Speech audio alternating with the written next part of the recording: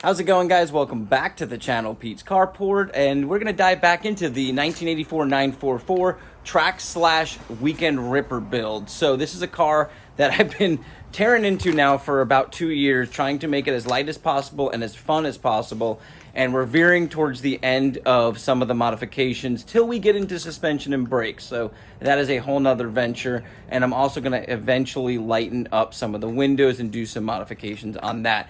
But for now, I'm going to go ahead and finalize the last piece to the shifter from only944.com. So far, we've done the linkage and we've done the actual shifter itself.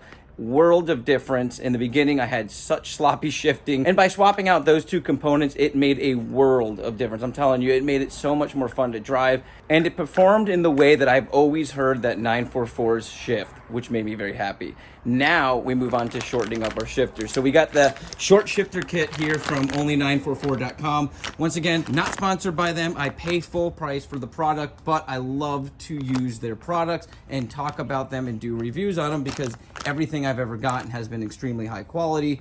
And the fact that they're supporting these cars still, making new products and making high quality products at that. So this short shifter obviously is an aftermarket component and something they didn't have to make, but they didn't only make it, but they made it very high quality. And like I said, I'm not sponsored. I do pay full price, and I'm fine doing that because I want to see these cars on the road for years and years. After I'm gone, I want to see people still supporting these cars and making new products. So let's go ahead and put this in. It looked very simple. And like I said, I've already done the linkage, and I'll show you guys that when we get under the car. And I've already done the shifter, and I'll link those videos. Made a world of difference, like I said, and this should be a fun little add-on. Okay, you can see I've got the car on my little lift, and I've got it just barely up off the ground with plenty of room to get up underneath here. I am not removing the tire or anything off the differential. There are some instructions to make it easier, but we're going to keep everything in place as I did even doing the linkage. And you can see the new linkage up in there. Now, what you're going to need to take off is mine's going to be a 13 millimeter nut you see on the end of that linkage.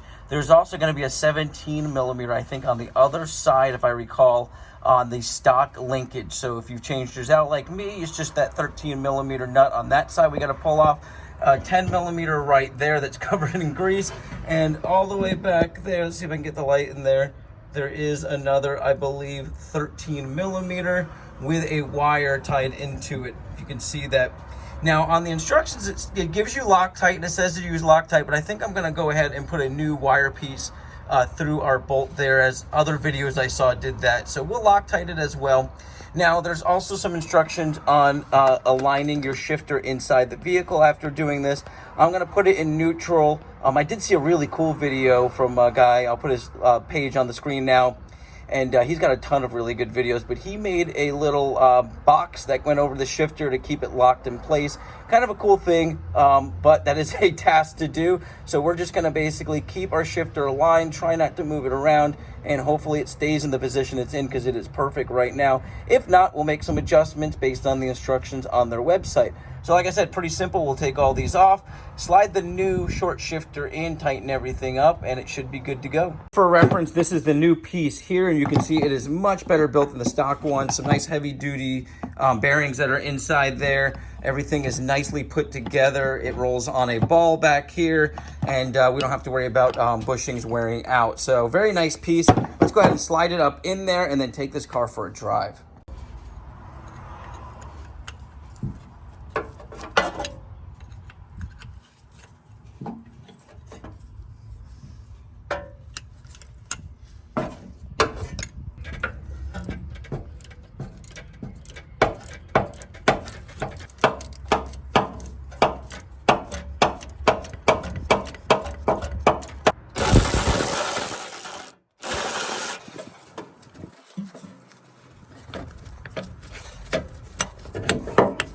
Well, guys, you can definitely see the quality difference. This one is old, beat up, and corroded, as well as it has rubber bushings that are probably shot. This one here is all mechanical with bearings, so a much smoother transition, and you can just see much better quality piece than this was originally. So this thing should last 2 to 3 times longer, so past my lifetime, definitely. Now, the one thing that I had issues with was getting this rod out because it was corroded. I went ahead and used this extension and a hammer and just hit up against the piece that this slid into, and then was able to turn this and finally pull it out, as you guys saw.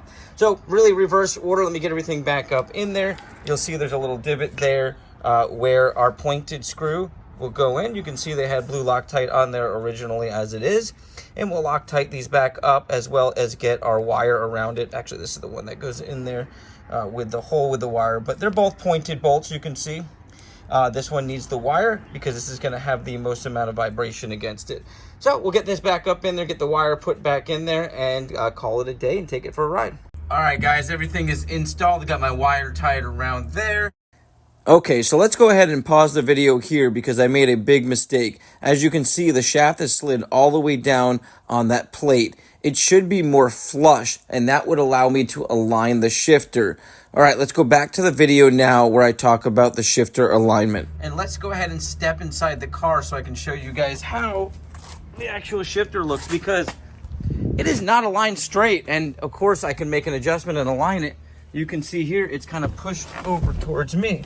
But it goes into first, second, third, fourth, fifth, and reverse. No problem at all. It actually very smoothly shifts. So I kind of like having it angled like this because it seems to be able to slam into first and second very easily, and then slides into third and fourth very easily as well. So let's go take a test drive and see how it feels. Well, guys, now that I got everything adjusted properly, and as you saw there, I had that shaft that goes on that 10mm bolt that has a little point on it.